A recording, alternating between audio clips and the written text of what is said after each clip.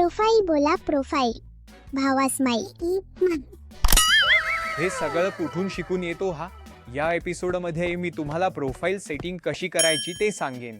सर्वात आधी आपली मूलभूत माहिती जसे की नाव, लिंक, बँक डिटेल्स भरा. त्यानंतर आपले आधार डिटेल्स एंटर करा आणि OTP द्वारे रजिस्टर्ड मोबाईल नंबरवरून व्हेरीफाय करा. तुम्ही ही माहिती नंतरही भरू शकता.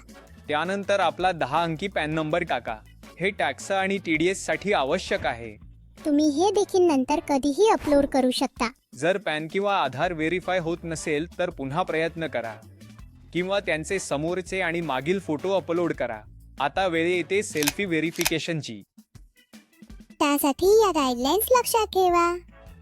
पांढऱ्या पार्श्वभूमीच्या आधारानेच फोटो काढा. चेहरा झाकू नका.